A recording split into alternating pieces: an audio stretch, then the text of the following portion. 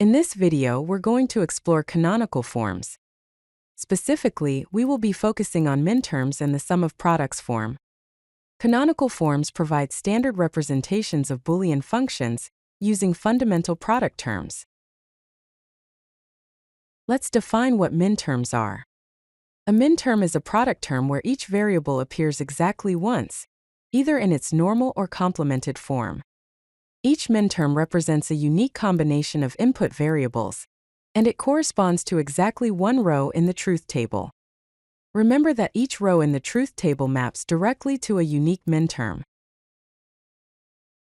Let's look at minterm examples using two variables, a and b. Here is a truth table that shows the possible combinations of a and b. When a is 0 and b is 0, it corresponds to row 0. When a is 0 and b is 1, it corresponds to row 1. When a is 1 and b is 0, it corresponds to row 2.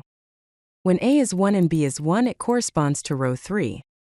On the right side, we have the minterms that correspond to these rows. M0, written as m subscript 0, is a prime times b prime, which means a is inverted and b is inverted. M1, written as m subscript 1, is a prime times b, meaning a is inverted. M2, written as m subscript 2, is a times b prime, meaning b is inverted. And finally, M3, written as m subscript 3, is a times b. Let's move on to minterm examples using three variables, a, b, and c. With three variables, there are 8 possible minterms since 2 to the power of 3 equals 8. Here are the minterms. M0, written as m subscript 0, corresponds to the binary combination of 0, 0, 0, and is equal to a prime times b prime times c prime.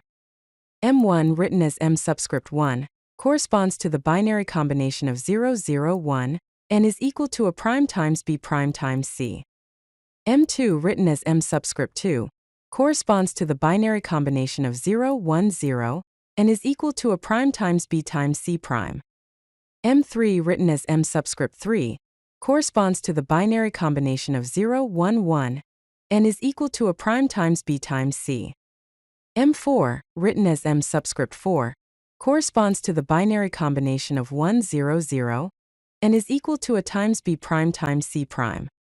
M5, written as m subscript 5, corresponds to the binary combination of 1, 0, 1, and is equal to a times b prime times c.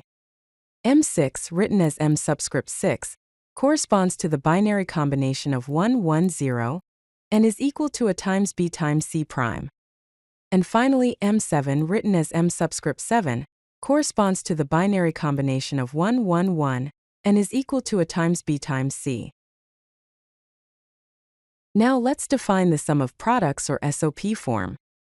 A Boolean function expressed as the sum, which is the OR operation of multiple products which are the AND operations, is known as the sum of products form. Here's an example formula. F equals A and B or a prime and C or B and C prime. Each product term represents a combination of variables that makes the function true. The canonical SOP form is a sum of products form using only minterms. In this form, each product term contains all variables. Here's an example. F equals the summation of m, written as sigma m of 1, 3, 5, and 7. This is equivalent to F equals m1 plus m3 plus m5 plus m7. This means we are summing or ORing the minterms 1, 3, 5, and 7.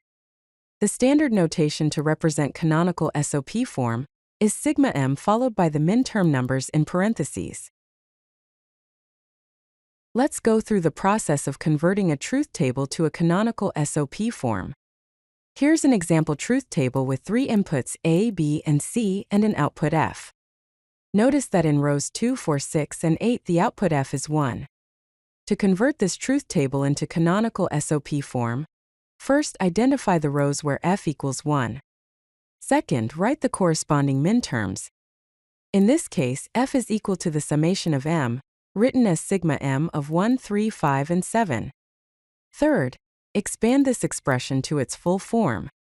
F equals a prime and B prime and C or a prime and B and C or A and B prime and C or A and B and C. Finally, Let's summarize the key properties of canonical SOP.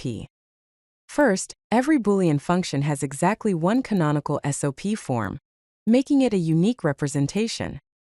Second, it's a standard form where all variables appear in every minterm, either in their normal or complemented form. Third, it allows for easy conversion from truth tables by identifying the rows with an output of 1. Fourth, it is directly implementable using and/or logic circuits. Canonical SOP provides a systematic approach to Boolean function representation and circuit design.